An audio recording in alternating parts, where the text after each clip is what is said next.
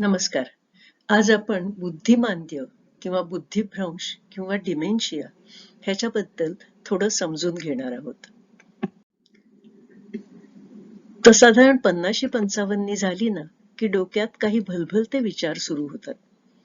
म्हणजे स्वयंपाकघरात गेलं, फ्रीज उघडला. कशासाठी बरं उघडला मी हा फ्रीज? आठवतच नाही. ह्या खोलीत मी कशासाठी आले? काय काम होतं?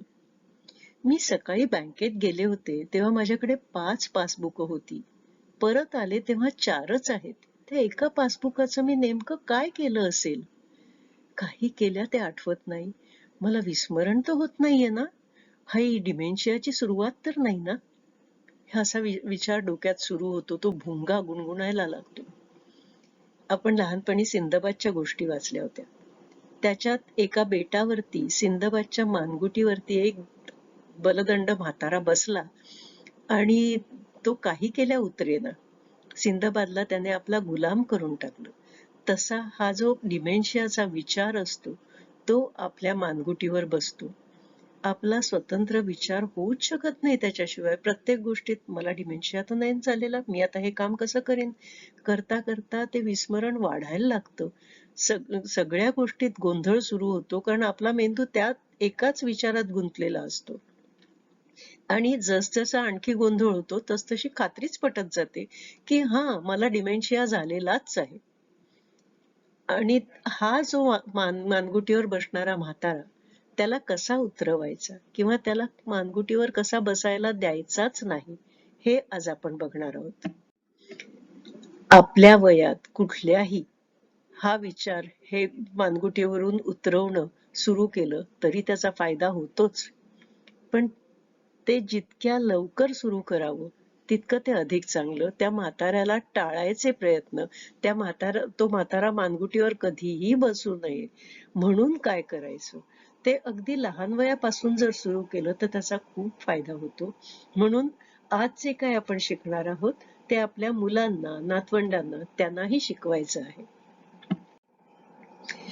100 वर्ष आयुष्य, शतायू भव असे आशीर्वाद अगदी सर्रास दिले जातात. पण अगदी आत्तापर्यंत संपूर्ण जगाची आयुर्मर्यादा 60च्या आसपासच होती.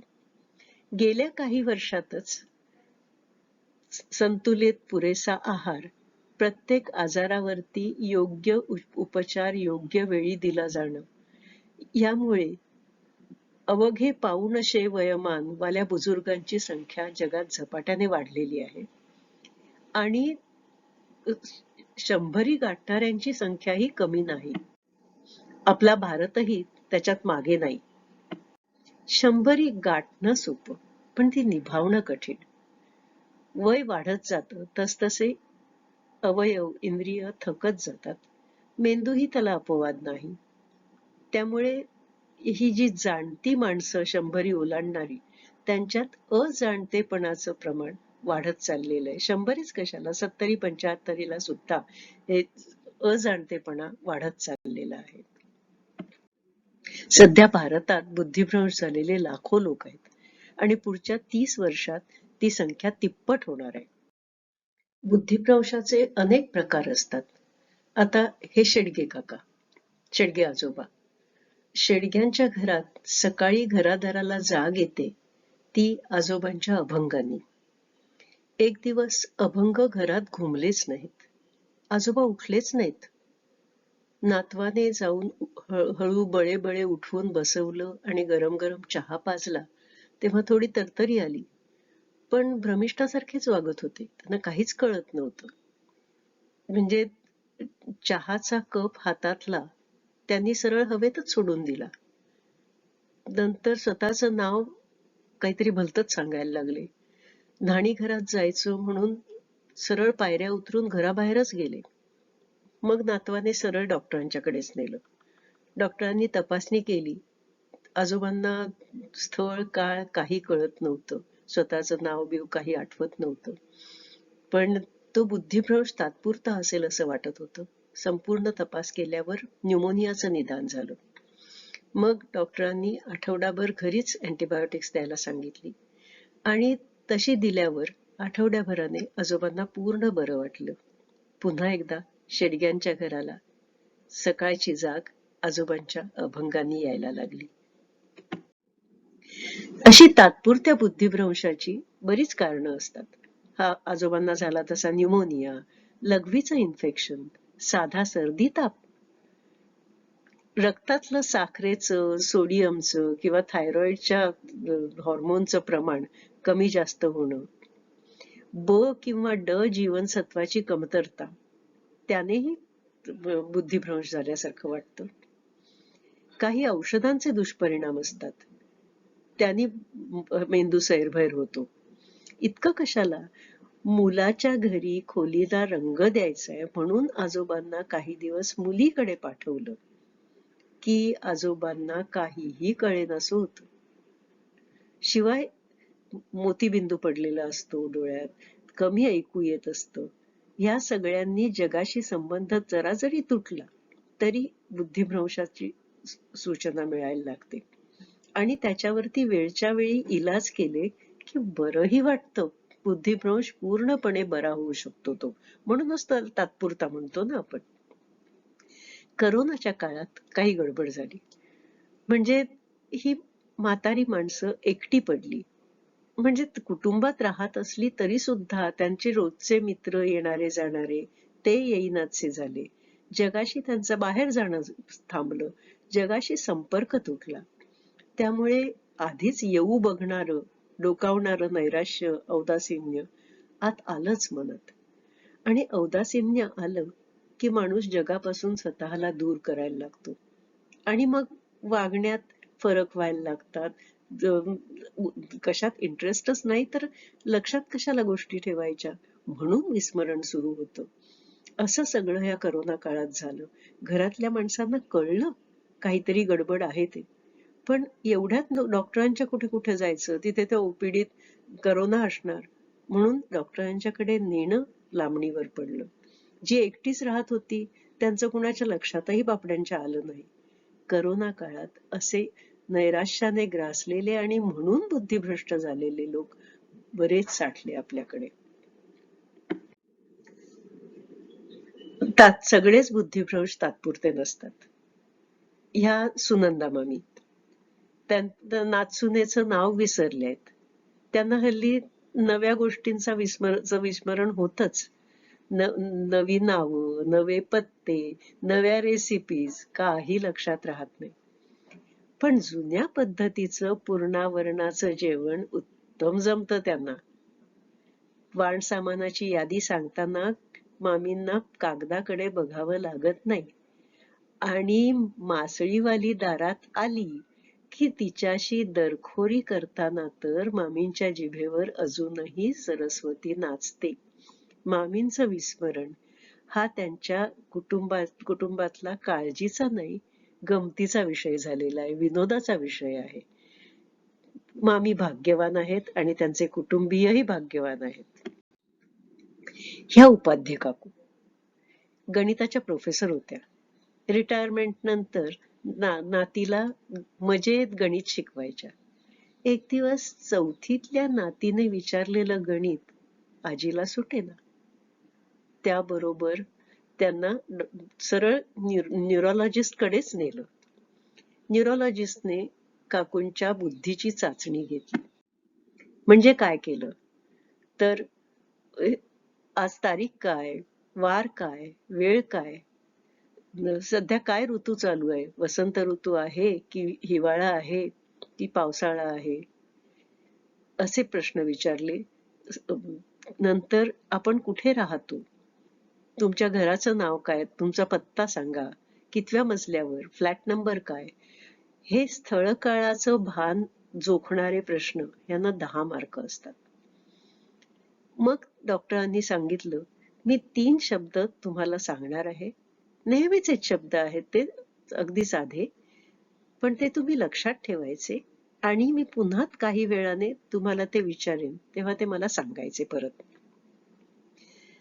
ते डॉक्टरांनी सांगितले शब्द केळं, तवा आणि मधुबाला. त्याच्यानंतर डॉक्टरांनी वेगळीच चाचणी घेतली. म्हणजे दूरदर्शन, हे उलट म्हणा, नर्श दर दू. पाला पाचोळा. आता हे उलट म्हणा. किंवा 100तून 7 वजा करा. 93, 93तून 7 वजा करा. 86, 86तून 7 वजा करा. 79 असे करत गेले. ह्या परीक्षेला 5 मार्क असतात. ते झाल्यावर डॉक्टरांनी पुन्हा ते मगासचे 3 शब्द विचारले. ते जर काकूंना आले असते तर त्यांना त्यांचे 3 मार्क मिळणार होते. केळं, तवा आणि मधुबाला. त्यानंतर डॉक्टरांनी आपल्याच टेबलावरच्या 2-3 साध्या वस्तू काकूंना विचारल्या. हे काय आहे? पेन्सिल. हे काय आहे? पेला. हे काय? चष्मा. अशा विचारल्या. आणि मग आपल्या हातातलं घड्याळ दाखवून त्यांना म्हटलं, हे काय आहे? घड्याळ. मग हा काय आहे? घड्याळाचा पट्टा. आणि मग त्याचं बक्कल दाखवलं पट्ट्याचं आणि काकूंना विचारलं, हे काय आहे? काकू म्हणाल्या, बायसिकल. मग डॉक्टरांनी सांगितलं, डाव्या हाताने उजवा कान धरा आणि मग उजवा हात नाकाला लावा. हे बिनचूक केलं तर त्याला 3 मार्क मिळतात. मग कागदावर लिहून सांगितलं, डोळे मिटा आणि ही आज्ञा तुम्ही पाळायची. मग काकू डोळे मिटतात की नाही ते पाहिलं. मग काकूंना कागदावर एक संपूर्ण वाक्य लिहायला सांगितलं, अर्थपूर्ण, कर्ता कर्म क्रियापद वालं वाक्य. म्हणजे रामाने रावणाला मारलं असं. त्याला 1 मार्क असतो. आणि मग चित्रात दाखवल्यासारखे 2 पंचकोन काकूंना काढायला सांगितले, एकमेकांना छेदणारे. ही जी सगळी परीक्षा घेतली, ही सगळी मिळून 30 मार्कांची होती. त्याच्यातले 25 ते 30 मिळाले तर तुमची बुद्धी तल्लख आहे असं समजायचं. काकूंना त्याच्यात 21 मार्क मिळाले. म्हणजे काकूंची बुद्धी कमी व्हायला लागली होती हे नक्की. हळूहळू ती बुद्धी अधिक कमी होत गेली. त्यांना स्थळ काळ तर अजिबातच कळेना. आज कुठला वार काय, मध्यरात्री उठून जेवायला द्या, दुपार झाली म्हणून ओरडायला लागल्या.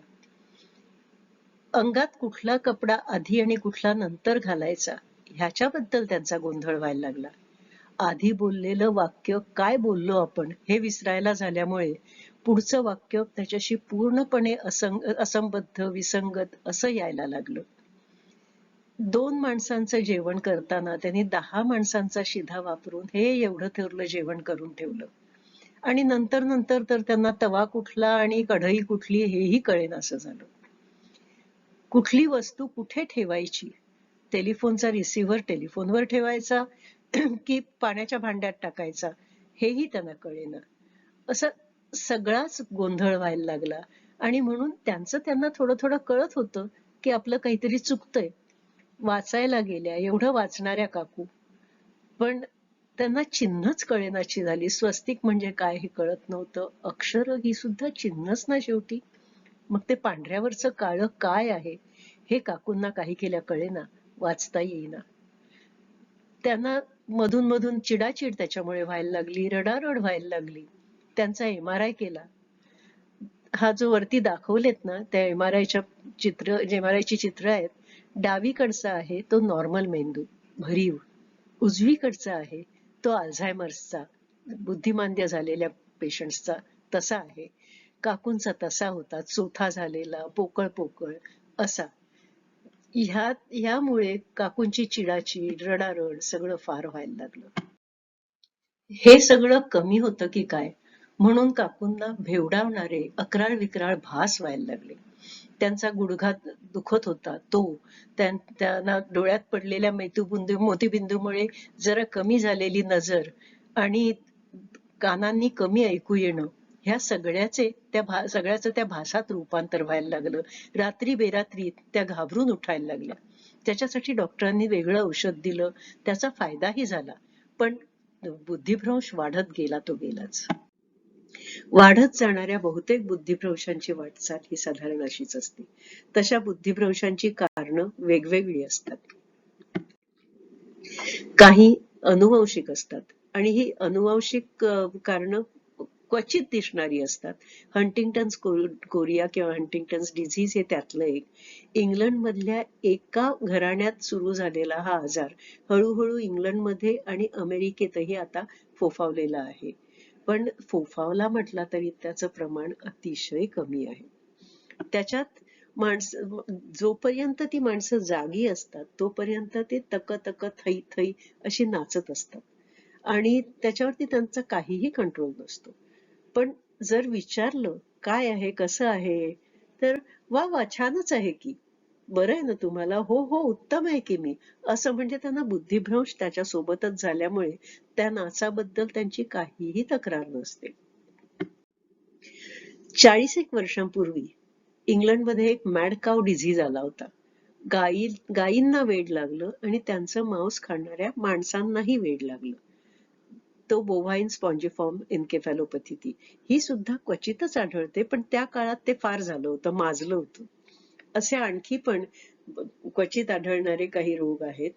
याकोब क्रुएट्सफील्ड डिझीज, कुरू, स्क्रॅपी वगैरे. ते प्रायॉन नावाच्या कणांची लागण झाल्यामुळे होणारे इन्फेक्शस डिझिजेस आहेत आणि क्वचित आढळतात ते. माईक टायसन जगज्जेता मुष्टियोद्धा, त्याची करिअर लवकर संपुष्टात आली कारण त्याची ताकद कमी नाही झाली, पण त्याला डावपेच आठवेचनात. त्याला बुद्धिमांद्य झालं. पुन्हा पुन्हा डोक्याला मार लागल्यामुळे, ठोसे खाल्ल्यामुळे, पंच ड्रंक सिंड्रोम म्हणतात तसं त्याला बुद्धिमांद्य झालं. आणि ते व्हायला, तसं बुद्धिमांद्य यायला आपल्याला जगज्जेता मुष्टियोद्धा असायची गरज नाही. पुन्हा पुन्हा पडलं, डोकं आपटलं, एक 25 वेळा तसं झालं की बुद्धिमांद्य सुरूच होतं.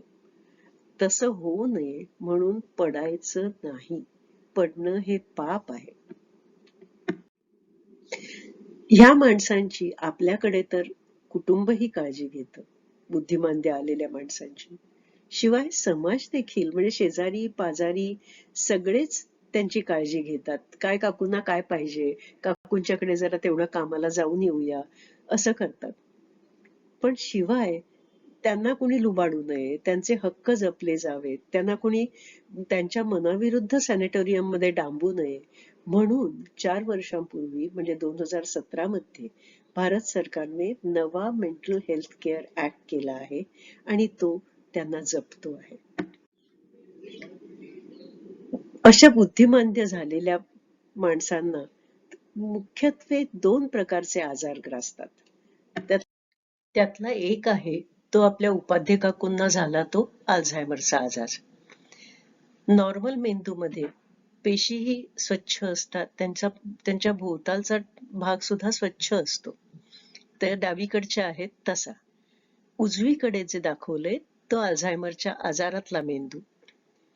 ह्याच्यात काय होतं, आपली जी कामगार प्रोटीन्स असतात ना, शरीरातली सगळी कामं करणारी, त्यांच्यात काही ना काही बिघाड होतो. त्यांच्या घड्या बिघडतात आणि त्यांचे साके बसतात. म्हणजे जुन्या कढईवरती जशी तेलाची पुटं जमतात ना, तशी अल्झायमर्सच्या मेंदूमध्ये अमिलॉइड नावाच्या बिघडलेल्या प्रोटीनची अशी पुटं जमतात. आणि पेशींच्या आतमध्ये सुद्धा त्या पेशींचा आकार टिकवण्यासाठी आधार देणारं एक प्रोटीन असतं वेगळं, तर तेही बिघडतं आणि त्याचा साका बसतो. तो म्हणजे केसांची गुंतवळ जशी असते ना, तशी गुंतवळ त्या पेशींच्या आतमध्ये होते. त्या आतली गुंतवळ आणि बाहेरचा साका पुट ह्यांच्यामुळे त्या पेशींचं काम काही धड होत नाही आणि त्यामुळे अल्झायमर हा आजार होतो. तो बघायचा कसा, समजायचा कसा? हृदयात काही गडबड झाली तर हृदयातल्या, आपल्या शरीरातली सगळी कामं विजेवर चालतात, तर हृदयातल्या विजेचा आलेख, विजेच्या वहनाचा आलेख जो काढला जातो तो इलेक्ट्रोकार्डिओग्राम किंवा ECG नेहमी आपण ऐकतो तो.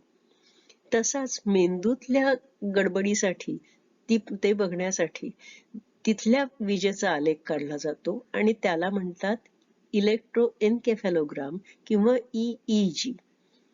ह्याच्यातल्या विजेतल्या लहरीत अल्झायमर्स मध्ये फरक आढळतो आणि त्याच्यावरून डायग्नोसिस होतो. उपाध्ये काकूंच्या बाबतीतही डायग्नोसिस तसाच केला गेला. शिवाय पेट स्कॅन, पॉझिट्रॉन एमिशन टोमोग्राफी म्हणतात त्याला, त्याच्यातही अमिलॉइड दिसतं. ते साका जो बसलेला असतो, पुटं बसलेली असतात ती, वरचा ह्या चित्रातला वरचा मेंदू आहे निळा, तो नॉर्मल आहे. आणि खालचा जो आहे त्याच्यात ती पिवळी पुटं बसलेली दिसत आहेत ती अमिलॉइडची. ती उपाध्ये काकूंचा पेट स्कॅन हा असा पिवळ्या पुटांचा दिसत होता. हा अल्झायमर्स झाला. आणि दुसरा आजार म्हणजे रक्ताभिसरण कमी झाल्यामुळे होणारं बुद्धिमांद्य. वय जसं वाढत जातं तशा आपल्या वाहिन्या हळूहळू आतून बंद व्हायला लागतात आणि त्यांच्या टोकापर्यंत रक्तपुरवठा पुरेसा होत नाही. जेव्हा एखादी मोठी गुठळी रक्तवाहिन्यात जाते आणि मोठ्या भागाला रक्तपुरवठा न झाल्यामुळे तो भाग मरतो, तेव्हा अर्धांग होतो. पण बुद्धिमांद्यात अशी मोठी गुठळी जातच नाही. छोट्या छोट्या छोट्या रक्तवाहिन्या बंद होत येतात नुसत्या आतून, आणि त्यामुळे हळूहळू हळू मेंदूचं काम कमी होत जातं, म्हणजेच बुद्धिमांद्य येतं. म्हणजे नेमकं काय होतं आतमध्ये? ह्या आपल्या मज्जापेशी, ह्या दोन आपण लहानपणापासून करड्या मज्जापेशींबद्दल वाचत आलो.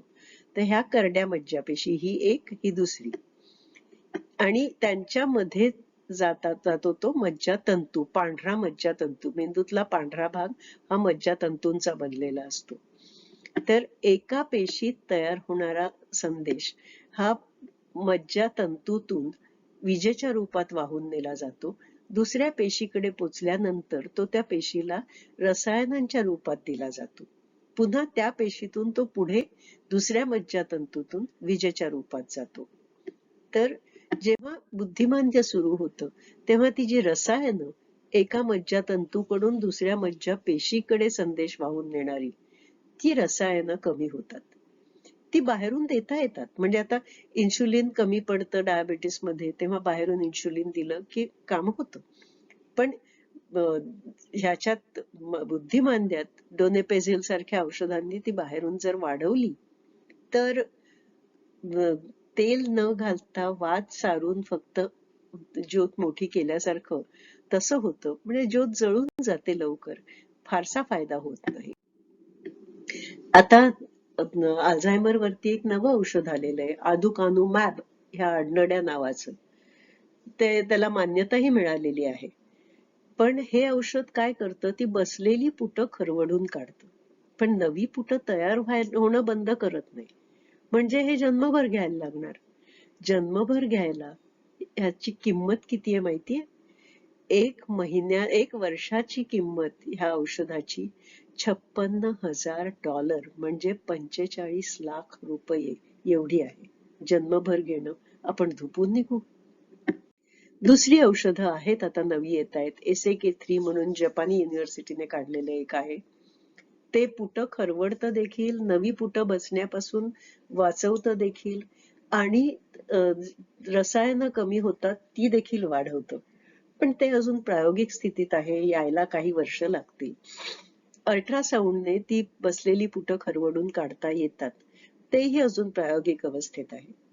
मग आपण करायचं काय? आपण ती बुद्धी कमी होऊ कशी द्यायची नाही ते बघायचं. कशामुळे कमी होत जाते बुद्धी? शास्त्रज्ञांनी त्याचा अभ्यास केलाय, भरपूर अभ्यास केलाय. एकट्याने केला, मग आंतरराष्ट्रीय एकजुटीने तो केला, त्याचं विश्लेषण केलं आणि काही आडाखे बांधले आहेत.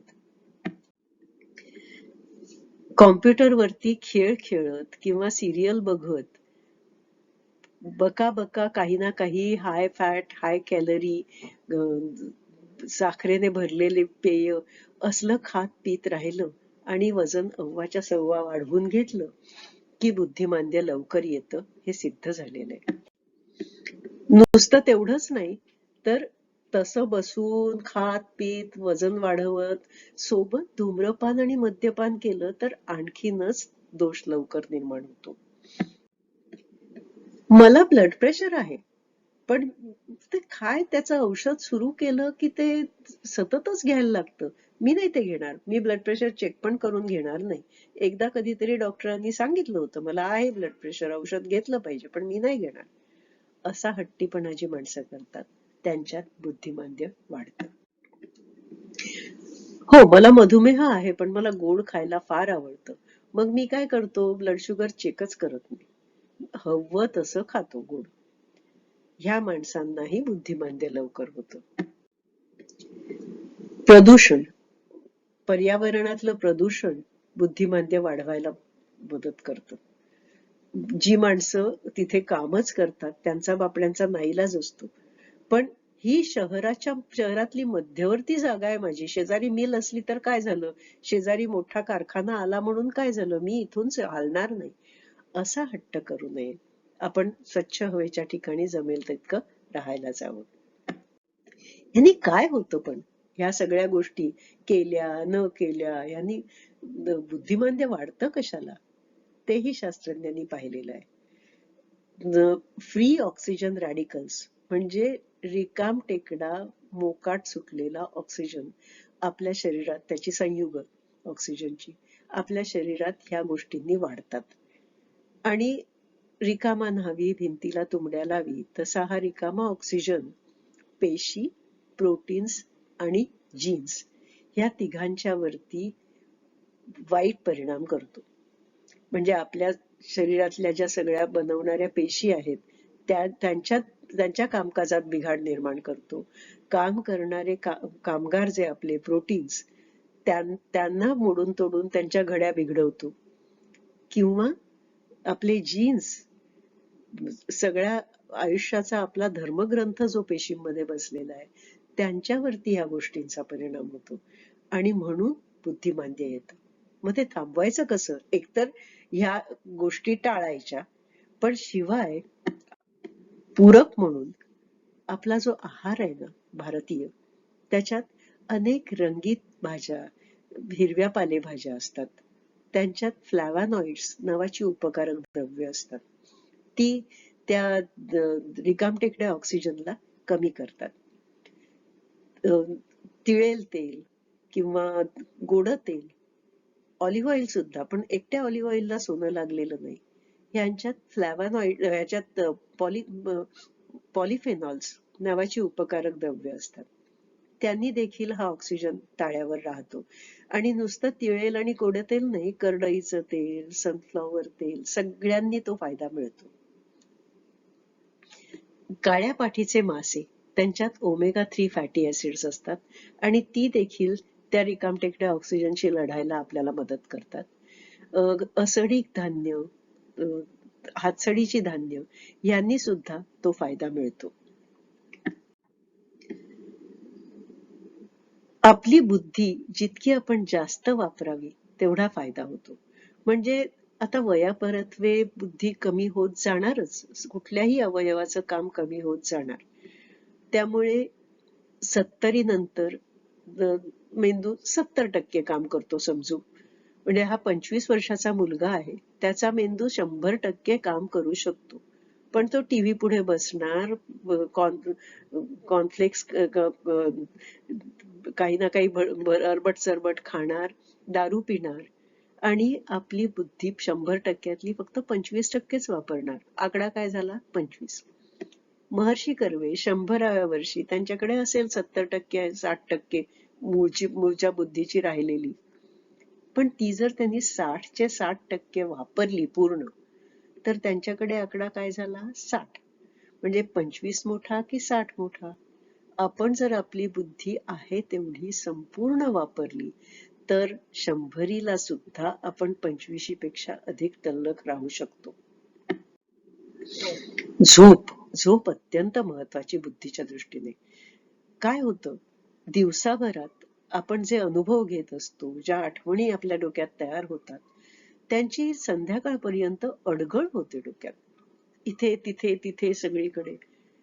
जेव्हा आपले निर्णायक विचार करणारे मेंदूचे भाग ते झोपतात गाढ झोपेत, तेव्हा मेंदूच्या गाभ्यातला एक हिपोकॅम्पस नावाचा महत्वाचा भाग कामाला लागतो.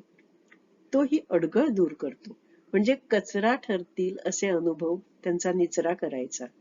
जे अनुभव, ज्या आठवणी जपून ठेवायच्या आहेत त्यांच्या फाईल्स व्यवस्थित फोल्डरमध्ये घालून योग्य त्या मेंदूतल्या योग्य त्या केंद्राच्या कपाटात ठेवून देणं, ही कामं तो हिपोकॅम्पस गाढ झोपेतच करू शकतो. आणि मग दुसऱ्या दिवशी सकाळी चकाचक सगळं घर आवरलेलं असतं आणि मेंदू नव्या कामाला उत्साहाने तयार होतो. त्याच्या पायात पायात ती अडगळ येत नाही. म्हणून गाढ झोप रोज 7 ते 8 तास महत्वाची. 6 महिन्यातून किमान 52 तास जरी आपण एरोबिक एक्सरसाइज केला, संपूर्ण 6 महिन्यात मिळून 52 तास, तरी सुद्धा आपल्या मेंदूचा आकार वाढतो, त्यातल्या करड्या पेशींची संख्या वाढते आणि मेंदू तल्लख राहतो. हे मायामीच्या 11,000 लोकांच्या वरती अभ्यास करून शास्त्रज्ञांनी ठरवलेलं आहे. एरोबिक रोजच करायला आपल्याला वेळ मिळत नाही. झपाझप चालावं ना. त्याच्यासाठी असं रेसकोर्सवर जायची गरज नाही बूटबीट घालून. कुठेही जायचं असलं तर बसने जाताना 2 स्टॉप्स आधी उतरायचं आणि उरलेलं अंतर झपाझप चालून पोचायचं. तेवढंही पुरतं मेंदूला. ज्यांना जमत असेल त्यांनी पोहावं. पुण्याची माणसं रोज टेकडी चढतात. हे आजोबा आता त्यांची 99वा वाढदिवस त्यांनी सिंहगड चढून साजरा केला. त्याचा मेंदूला खूप फायदा होतो. तल्लख आहेत आजोबा. हल्ली गॅजेट्स मिळतात घड्याळासारखी लावायची. तुम्ही दिवसाभरात किती व्यायाम केला, किती चाललात हे सांगणारी. अशी वापरायला शिकावं.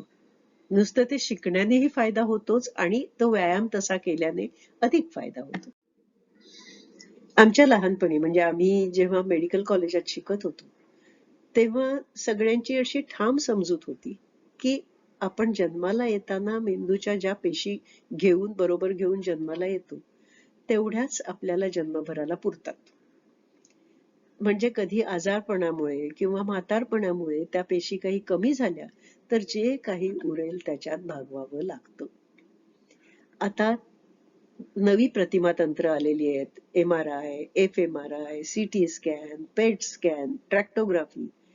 या सगळ्यातून सिद्ध झालेलं आहे की कुठल्याही वयात तुम्ही जर डोकं वापरून काही ना काही नवं शिकत राहिलात, नवं करत राहिलात, तर तुमच्या मेंदू तुमचा तुम्ही घडवू शकता. मेंदूतली जी केंद्र तुम्ही त्या नव्या शिकण्यासाठी, नव्या कामासाठी वापरता, त्या केंद्रातल्या मज्जापेशींची संख्या वाढते आणि त्या 2 केंद्रांना जोडणारे संपर्क पूल, त्या मज्जातंतू आपण बघितले, अनेक मज्जातंतूंचे पूल बनतात, संपर्क पूल. ते संपर्क पूल जाडजूड होत जातात.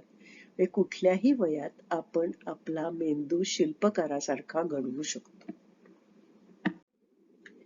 ही ट्रॅक्टोग्राफी आपण म्हटलं ना, 2 केंद्रांना मेंदूच्या 2 केंद्रांना जोडणारे संपर्क पूल किंवा मज्जातंतूंचे जुडगे ते दाखवणारी ती ही ट्रॅक्टोग्राफी.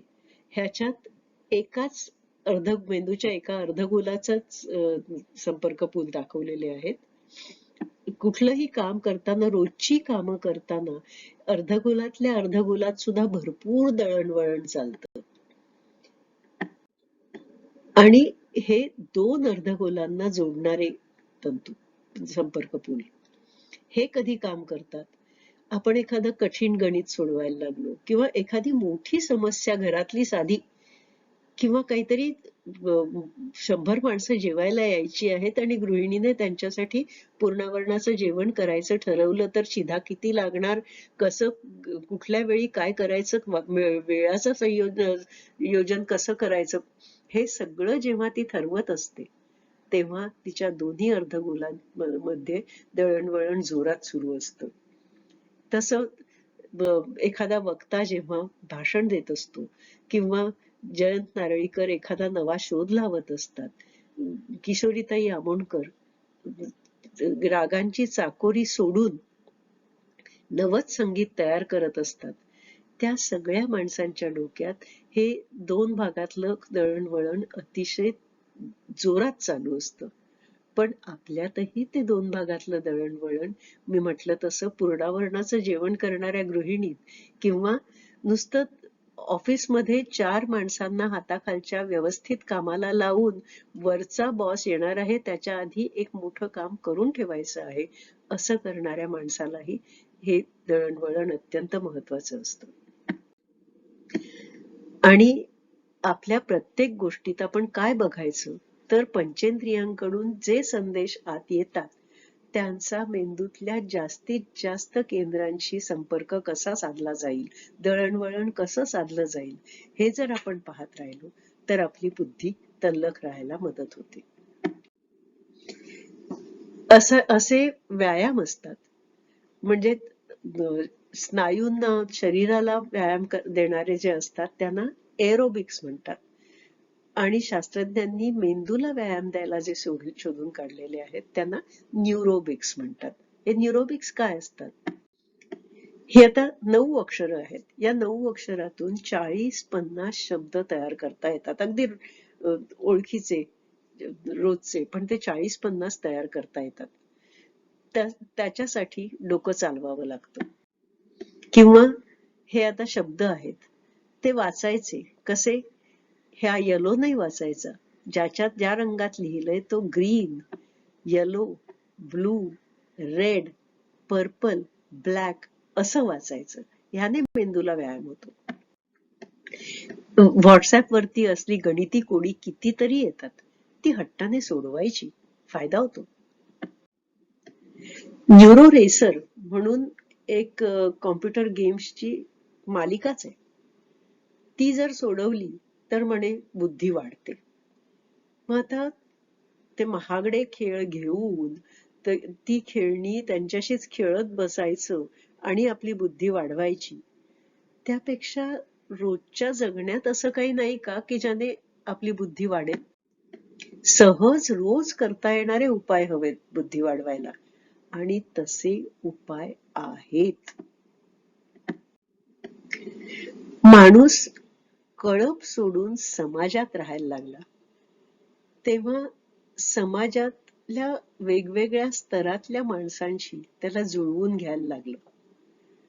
काही माणसं विक्षिप्त असतात, काही माणसं उगाचच त्रास देणारी असतात, तर काही आपल्यावर उपकार करणारी असतात, काही आपली मायेची असतात, काही शत्रू असतात, काही मित्र असतात. ह्या सगळ्यांशी क्षणोक्षणी जुळवून घ्यायचं, कुणाला वचकात ठेवायचं, कुणाशी नमतं घ्यायचं, कुणाबरोबर प्रेमाने वागायचं, हे सगळं क्षणोक्षणी वेगळं ठरवावं लागतं. शिवाय माणसाच्या स्वतःबद्दलच्या जबाबदाऱ्या, कुटुंबाबद्दलच्या जबाबदाऱ्या आणि समाजाबद्दलच्या वेगळ्या जबाबदाऱ्या ह्या सगळ्या सतत पेलाव्या लागतात. हे सगळं करत असताना मेंदूला खूप व्यायाम मिळतो, ते न्यूरोबिक्सच आहेत. आणि त्यामुळे माणूस समाजात राहायला लागल्यापासून त्याच्या मेंदूचा आकार झपाट्याने वाढत गेला. ह्याच्या उलट जी माणसं एकलकोंडी राहतात, समाजातून दूर होऊन राहतात, त्यांच्या मेंदूचा आकार झपाट्याने कमी होत जातो, त्यांना बुद्धिमांद्य येतं. मग 4 माणसात राहायचं तर आपल्या आवडीची माणसं जी आपल्याला आनंद देतात ती आपले दोस्त. रोज संध्याकाळी 10-12 दोस्तांच्या बरोबर जमायचं आणि तिथे आपली कला सादर करायची. त्या दोस्तांच्या बरोबर ब्रिज सारखा किंवा चेस सारखा, बुद्धिबळासारखा बुद्धीला चालना देणारा खेळ खेळायचा. ह्याचा खूप फायदा होतो. जी माणसं अर्ध आयुष्य उच्च शिक्षण घेण्यात घालवतात त्यांच्या मेंदूला सतत चालना मिळत असते. त्याच्यानंतरही ती माणसं ते जे काही शिक्षण असतं ते रोजच्या जगण्यात वापरत राहतात. ऑफिसात, कामात सगळीकडे त्याचा वापर होतो आणि मेंदूला सतत चालना मिळत राहते. त्याने फायदा होतोच, पण ते एकांगी झालं. एकांगी चालना मिळते. सगळ्या मेंदूला सतत नवी चालना देत राहायची तर काही ना काहीतरी नवं शिकत राहायला पाहिजे. आधी वेळ मिळत नसेल तर रिटायरमेंट नंतर शिकावं, आधी सुद्धा शिकावं, पण रिटायरमेंट नंतर सुद्धा वेळ गेलेली नाहीये. बासरी वाजवावी कोण पाहिजे असली तर, हार्मोनियम शिकायची इच्छा असेल तर ते शिकावं, किंवा आपलेच कपडे दुरुस्त करण्यासाठी रिटायरमेंट नंतर शिवणयंत्र वापरायला शिकवावं. ते 1760 ठिकाणातून तो धागा उलट इकडून तिकडून उलट सुलट असा करत जो ओवावा लागतो तसं करून शिवणयंत्र वापरायला शिकलं तर फायदाच होतो. आपले कपडे दुरुस्त होतात ते तर झालंच. नातवंडांच्यासाठी स्वेटर विणताना तोच धोपट मार्गाने विणण्याऐवजी प्रत्येक वेळी नवी वीण, नवे टाके शिकून घ्यावे. स्वेटरही सुंदर, नातवंडही खुश, आपला मेंदूही खुश. परदेशी राहणाऱ्या नातवंडांशी बोलण्यासाठी कॉम्प्युटरशी दोस्ती करावी. ते शिकून घ्यावं. कित्येक दिवसांपासून वाचायला आवडतं मला, दुसऱ्या भाषेतलं पण साहित्य वाचायला आवडेल. मग ती भाषा शिकून घ्यावी, तिची लिपी शिकून घ्यावी. 84 वर्षाचे बिरजू महाराज 40च्या माधुरी दीक्षित बरोबर तोडीस तोड नाचू शकले. त्यांचं शरीरही तयार होतं कारण ते सतत नाचत होते, पण तिने आणलेले नवे पवित्रे तिथल्या तिथे शिकून ते तसेच्या तसे करू शकले. बिरजू महाराजांचा मेंदू त्यांच्या त्या नृत्यामुळे तल्लख राहिला. आपल्याला बिरजू महाराज व्हायचं नाही, तसे कठीण काही नाचायचं नाहीये, पण आपल्याला साधा सोपा रास किंवा गरबा शिकता येईल ना, दांडिया रास. त्याच्यात दांडिया रासात सुद्धा आपले दोन्ही हात, दोन्ही पाय, आपला चेहरा, शरीराची ढब, हे सगळं ते जे काही मागे गाणं लागलेलं असतं त्याला साजेसं हलवावं लागतं. त्याचं एकमेकातलं संगनमत आणि त्या गाण्याशी जुळवून घेणं हे सगळं आपल्याला तोलावं लागतं. तेवढंच नव्हे तर आपलं शरीर हलवताना, त्या गाण्याबरोबर जुळवून घेताना आपली प्रत्येक हालचाल भोवतालच्या 12-15 बायकांच्या बरोबर जुळवून घ्यायला लागते. त्याने मेंदूला भरपूर व्यायाम होतो. बरं, पडायची भीती वाटत असेल नाचताना, तर बसल्या बसल्या नाचावं. आधी नृत्य निपुण नातीला बसवावी शेजारी आणि तिच्यासारखं नाचून हात, पाय, हाताच्या मुद्रा, पायाचे पवित्रे सगळे तिच्यासारखे करता करता शिकून घ्यावे. सगळं येईल, पडायची भीती नाही आणि नाच तर करता आला. चेहराही तिच्याच सारखा करायचा. आणि मग एकदा आपण तसं शिकलो की मग प्रत्येक वेळी नातीला वेठीला धरायची गरज नाही. ती कंगना राणावत किंवा ती करीना कपूर टीव्हीवरती नाचतच असते की, ती आपल्याचसाठी नाचते ना, मग तिच्या बरोबर नाचावं, तिच्या बरोबर त्या मुद्रा आणि पवित्रे जुळवून घ्यावे. कितीही वेळ त्या तुमच्या दिमतीला येऊ शकतात आणि त्याने आपला मेंदू तल्लख राहतो. लता दीदींचं गाणं, लता दीदी सुंदर गातात आणि आपण ते ऐकतोही, पण कसं ऐकतो? जेवण करता करता, कांदा चिरता चिरता, फोडणी देता देता, कुठेतरी पार्श्वभूमी म्हणून बापड्या लता दीदी गात असतात. ते चाल जेवढी काही त्या ह्याच्यातनं आपल्या डोक्यात शिरते तेवढी शिरते. परत आपण ते गाणं म्हणायला लागलो की वेडं वाकडं कायच्या काय म्हणतो, ती चाल आपण जपतच नाही. तसं गाणं ऐकून मेंदूला फायदा होत नाही. मेंदूला फायदा व्हायला पाहिजे असेल तर लता दीदींची हुबेहूब नक्कल करता आली पाहिजे. तो गळ्यातला गांधार आपल्या नाही, तो लता दीदींच्याच गळ्यात आहे. पण आपल्याला गळ्याने गायचंच नाहीये, आपल्याला मेंदूत गायचंय. आणि मनातल्या मनात आपण लता दीदींच्या इतकंच उत्तम गाऊ शकतो जर लक्ष देऊन त्यांचं गाणं ऐकलं तर. म्हणून तर आपण जी गाणी लक्ष देऊन छान ऐकलेली असतात त्यातले कण, सूर, इंटरल्यूड्स सगळं आपल्या डोक्यात बसलेलं असतं. आणि म्हणून जराशी जरी चूक झाली किंवा नवी गायिका गायला लागली तर आपल्याला कित्येक गोष्टी खटकतात. तसं खटकलं पाहिजे, ते गाणं तितकं मनात तयार झालं पाहिजे. आणि लता दीदींचे सूर, कणसूर, आलाप, ताना हे झालं डोक्यात तयार, तरी ते पूर्ण नाही झालं. तो मधलं इंटरल्यूड मध्ये किंवा मध्ये मध्ये ताल देणारा तो तबला, ते साथ देणारं हार्मोनियम, मँडोलिन, व्हायोलिन, ह्या सगळ्यांनी त्या लता दीदींच्या नववधू सारख्या सुंदर गाण्यावर काय काय अलंकार चढवले तेही आपण समजून घेतले पाहिजेत. असं सगळं लक्षात घेऊन जर आपण गाणं ऐकलं तर मेंदूला खूप खूप फायदा होतो.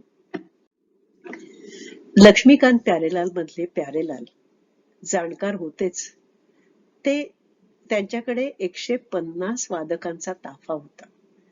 शेजारच्या खोलीत बसून ते काम करत असले आणि वादक शेजारी वाजवत असले, त्यांच्या नजरेच्या पार वाजवत असले, तरी प्यारेलालांचा राग अनावर व्हायचा. अरे, तो मागच्या रांगेतला चौथा व्हायोलिनिस्ट नीट वाजवत नाहीये, त्याला काढून टाका आत्ताच्या आत्ता, म्हणून ते खेकसायचे. म्हणजे शेजारच्या खोलीत बसून निव्वळ गाणं ऐकून त्यांना त्या 150तला नेमका कुठला माणूस चूक करतोय हे बरोबर कळायचं. त्यांचा मेंदू तितका तयार होता. आपल्याला तेवढं करायचं नाहीये, पण निदान व्हायोलिन कुठलं, गिटार कुठली, सॅक्सोफोन कुठला, फ्लूट कुठलं, मॅन्डोलिन कुठलं, इतकं जरी कळलं ना तरी चिक्कार झालं, पण तेवढं समजलं पाहिजेच. संध्याकाळच्या वेळी बायका पाठाला जातात. म्हणजे आता हा दत्ताचा पाठ आहे किंवा हरिविजयाचा असतो, गीतेचा पाठ असतो. कानावरून जातं तेवढं पुण्य मिळतं म्हणून जातात. तिथे जाऊन पाठाला त्या बसतात. कानावरून जात असतं, पण मनात काय चालू असतं? आज संध्याकाळी इडल्या करायच्या आहेत, पण चटणीसाठी हिरवी मिरची आणि खोबरं नाहीये घरात, जाता जाता घेऊन गेलं पाहिजे. म्हणजे कानावरून पाठ जात असतो, पुण्य मिळत असेल, पण मेंदूला काहीही फायदा होत नाही, कोरडा ठणठणीत राहत होतो. त्या उलट आज संध्याकाळी मला गीतेच्या पाठाला जायचंय, 12वा अध्याय असणार आहे आज, तर मी जरा 12वा अध्याय बघून त्याचं मराठी भाषांतर वाचून अशी तयार जाईन, म्हणजे तिथे जे काय होत असेल ते मला कळेल. असं करून जर बाई गेल्या तर गीतेचा पाठ म्हणजे तो भगवान श्रीकृष्ण त्या अर्जुनाला पायाशी बसलेल्या काही ना काही सांगतोय, मोठं तत्वज्ञान सांगतोय, ते कानावरून जात असताना मनापर्यंत पोचेल. आणि अर्जुनच कशाला, तुम्ही अर्जुनाच्या जागी बसलेले आहात आणि तो भगवंत पुढ्यात उभा राहून तुम्हाला गीता सांगेल ना, केवढा मोठा अनुभव. मिरची कोथिंबीरीत आणि खोबऱ्यात तो फुकट घालवू नका. तो एवढा भगवंत समोर असलेला कुचकामाचा ठरतो. मग तो मोठा अनुभव जर घेतला प्रत्येक वेळी असं लक्ष घालून, तर मेंदूला त्या पाठाचा फायदा होतो. मध्यंतरी काही मोठे अभ्यास झाले जगात, म्हणजे न्यूरोलॉजिस्ट, सायकायट्रिस्ट वगैरेनी केले. जी माणसं मल्टीनॅशनल कंपन्यात मोठ्या पदावरती असतात, त्यांना सततच वेगवेगळे मोठे निर्णय घ्यायला लागतात, त्याच्यात जरा चूक होऊन चालत नाही.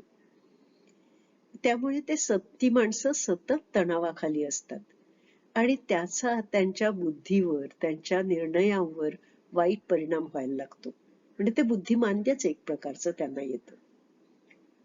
ऑलिम्पिक्स मधले खेळाडू, त्यांनाही म्हणजे एक चूक झाली की ते बक्षीस निसटून जातं, सगळी करिअर खराब होऊ शकते, त्याचं टेन्शन असतं. आणि त्याच्यामुळे त्यांच्याकडून त्या अनफोर्स्ड एरर्स ज्या म्हणतात त्या होतात. त्यांची बुद्धी नीट काम त्यावेळी करत नाही त्या तणावामुळे.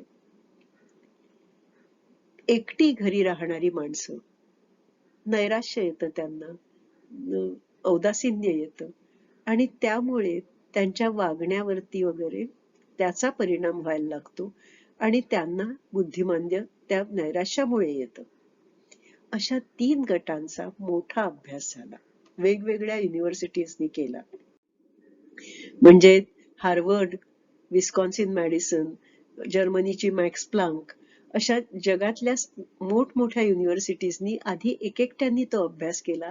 मग सगळ्यांनी मिळून आपल्याला काय सापडलं ते सगळी ती अनुमानं एकत्र केली आणि त्याच्यातून त्याचं विश्लेषण करून नवं अनुमान काढलं. त्याच्यात त्यांनी ध्यानाचा सुद्धा अभ्यास केला होता. म्हणजे रीतसर शिकून मन त्याच्यात गुंतवून असं जे नियमितपणे ध्यान करायचं असतं, तसं त्यांनी ह्या 3 गटातल्या लोकांना करायला लावलं आणि त्याने काय झालं ते पाहिलं. ही माणसं जी अत्यंत ताणाखाली असतात सतत किंवा औदासिन्य त्यांना आलेलं असतं, त्यांच्यात नकारात्मक विचार फार असतात. हे ह्या मेंदूच्या गाभ्यात जे ते एक बुडाशी गाभ्यात ते एक लाल रंगाचं केंद्र दाखवलेलं आहे ना बदामाच्या आकाराचं, ते केंद्र रडतोंडीचा घाट आहे तो. त्याच्याकडून नकारात्मक विचारांचे संदेश सतत मेंदूच्या इतर केंद्रांच्या वरती पाठवले जातात. त्याच्याकडून भडीमार होतो आणि बाकीच्या विचार करणाऱ्या, निर्णय घेणाऱ्या केंद्रांना काहीही काम करायला सुचत नाही, काम करायला दिलं जात नाही आणि म्हणून चुका व्हायला लागतात, त्यांच्याकडनं बुद्धिमांद्य यायला लागतं. जेव्हा त्या माणसांनी ध्यान केलं, रीतसर शिकून नियमितपणे ध्यान केलं, तेव्हा एरवी ह्या ह्या बदामासारख्या केंद्राकडून बाकीच्यांच्याकडे जाणारे संपर्क पूल जाडजूड झालेले होते, नकारात्मक संपर्क पूल. जेव्हा त्यांनी ध्यान केलं तेव्हा त्या संपर्क पुलांचा आकार रोडावत गेला, ते कमी कमी होत गेले. इतकंच नव्हे तर निर्णायक केंद्र जी मेंदूची पुढची, म्हणजे इथे जी निळी दाखवलेली आहेत मेंदूच्या पुढच्या भागात ती केंद्र, निर्णायक विचारी केंद्र, त्यांच्याकडून ह्या बदामासारख्या केंद्राकडे येणारे संपर्क पूल जाडजूड झाले. म्हणजे मोठ्या भावाने धाकट्या भावाच्या खांद्यावर, व्रात्य भावाच्या खांद्यावर हात ठेवून त्याच्या खोड्यांवरती आळा ठेवावा, त्याला वचकात ठेवावं, तसं काहीसं होतं. आणि बुद्धी सुधारते, विचार करायची ताकद वाढते, असं ह्या सगळ्या केंद्रातून सिद्ध झालं. म्हणून नियमितपणे ध्यान केलं, शिकून घेऊन, तर फायदा होतो. आता हे इतकं सगळं सांगितलं, ह्यातलं काहीच करायला जर तुम्हाला जमणार नसेल ना, तर तुम्ही भेळ खा. पण ती कशी खा? भेळीत काय काय असतं? चौकोनी कापलेला लाल टोमॅटो, तिरका कापलेला किंवा लांबट कापलेला मिरमिरीत कांदा, ठिसूळ उकडलेला बटाटा, थोडेसे कुरकुरीत, थोडेसे मऊ असे झालेले कुरमुरे, अगदी कडक कडक असे शेंगदाणे वेगळ्या चवीचे, ती डाळ वेगळ्या चवीची, पुरीचे तुकडे कुडूम कुडूम, कोथिंबीर, हिरव्या मिरचीची तिखट चटणी, खजूर गुळाची गोड चटणी, हे सगळं, कधी कधी कैरीचे तुकडे, हे सगळं त्या भेळीत असतं. वेगवेगळ्या चवी सकट, वेगवेगळे आकार, रंग, सगळं तिथे एकत्र आलेलं असतं. जिभेवर भेळेचा घास घेतला की त्या सगळ्यांचा विचार करायचा, माझ्या जिभेवर आता काय काय आलं, आणि मग त्या सगळ्यांच्या एकत्र मिश्रणाने, एकत्र चर्वणाने जो काही नवाच रंग, नवी रुची मनात तयार, जिभेवर तयार होते, त्याचाही विचार करायचा. पंचेंद्रिय सुखावतात, सगळे केंद्र जागी होतात, मेंदू तल्लख राहतो तशी भेळ खाल्ल्याने. आणि भेळच कशाला, रोजचा तोच वरण भात जेवण्यापेक्षा कधीतरी आपल्या जिभेला आणि पथ्याला रुचेल असं एखादं जपानी सूप करावं, त्याचीही मजा येते. किंवा खिम्याचे आणि वाटाण्याचेच कशाला सामोसे करायचे. एक दिवस चीज आणि शेपूचा, ते अरब लोक उपास सोडायला वापरतात तसा, खातात तसा, तसला सामोसा करावा, छान लागतो तो सुद्धा. चहा आल्याचा किंवा गवती चहाचाच का करायचा, कधी एक दिवस कढीपत्त्याचा करावा, एक दिवस हळदीच्या पानांचा करावा, सुंदर होतो, मस्त लागतो. आणि कधीतरी गंमत म्हणून कांदा, लसूण आणि कोलंबी घालून मस्तपैकी साबुदाण्याची खिचडी पण चापावी. आपण दिवसभर सतत कामात असतो, पण त्याच्यातल्या फक्त 5% कामांना आपला मेंदू जागेपणे हातभार लावतो. बाकी विचार करा, दात घासणं, आंघोळ करणं, केस विंचरणं, घरातली कित्येक कामं, भांडी घासणं, जमीन पुसणं, काम खूप होतं, पण मेंदू कुठेही जागा नसतो. तो डोक्यात काहीतरी भलतंच चालू असतं. शेजारीण मला परवा असं का बोलली, मुलीच्या लग्नासाठी आता पत्रिका फोटो द्यायचे आहेत, हे सगळं काहीतरी वेगळंच चालू असतं. आपल्या कामाकडे आपलं लक्ष नसतं, मेंदू झोपलेला असतो किंवा काहीतरी भलतंच करत असतो. मेंदूला जाग करून प्रत्येक काम जागेपणी करायला लावलं तर तो तल्लख राहतो. म्हणजे उजव्याच हाताने दात न घासता एक दिवस डाव्या हाताने घासायचे. पुढून मागे दात घासत न जाता मागून पुढे यायचं. साबण डोक्यापासून पायापर्यंत लावत न जाता पायापासून डोक्यापर्यंत लावायचा. असं वेगवेगळं केलं की मेंदूला जाग येते. एक दिवस गंमत म्हणून डाव्याच हाताने पानभर लिहावं. हरवली आहे ना एक गोष्ट, ह्याच ड्रॉवर मध्ये आहे ना. डोळे बंद करा, फक्त स्पर्श ज्ञानाने चाचपडत चाचपडत त्या गच्च भरलेल्या ड्रॉवर मधून तो बारका रबर शोधून काढा. घरी येताना तर ते 2 बस स्टॉप आधी उतरून यायचं ठरवलंय ना, मग त्याच ठरलेल्या मार्गाने कशाला जायचं? त्याच ठरलेल्या मार्गावरची सगळी दुकानं तुमच्या मेंदूला पाठ आहेत. तिकडचे सगळे फेरीवाले त्याला माहिती आहेत. वाटेत पायाखाली येणारे सुटलेले दगड सुद्धा आपल्याला पाठ असतात. इथे अडखळायला होणार, आपण ते नकळत टाळतो. वेगळ्या मार्गाने गेलो की तिथले अडथळे वेगळे, सुटलेले दगड वेगळे, फेरीवाले वेगळे. कुणीतरी मूर्ती विकायला बसलेला असतो, कुणी खेळणी विकायला बसलेला असतो नवाच. कुठलं वेगळंच दुकान मिळतं जे बरेच दिवस आपल्या मनात होतं, अरे हे शोधायचं होतं आपल्याला, ते तिथे दिसून जातं. मेंदू जागा होत होत होत मजेत येतो. तर असं रोज वेगवेगळ्या मार्गाने यायचं, मुद्दाम कठीण मार्ग निवडायचे. आणि हे सगळं केलं, नवं शिकलं, नव्या नव्या मार्गाने गेलं की सगळंच्या सगळं रोज रात्री आपण काय केलं ते डायरीत लिहित जायचं. सुरुवातीला फायदा होणार नाही त्याचा, पण 1-2 वर्षांनी जर डायरी पुन्हा बघितली तर 2 वर्षापूर्वी मी किती बथड होते, काहीच करत नव्हते, मजाच नव्हती आयुष्यात. आता किती गोष्टी नव्या मी करायला लागले, केवढं नवं शिकून झालं माझ्या एवढ्या 2 वर्षाच्या काळात.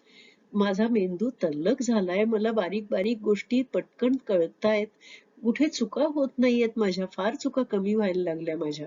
आयुष्य सगळं आनंदाचं झालेलं आहे, हे डायरी ठेवल्याने लक्षात येतं.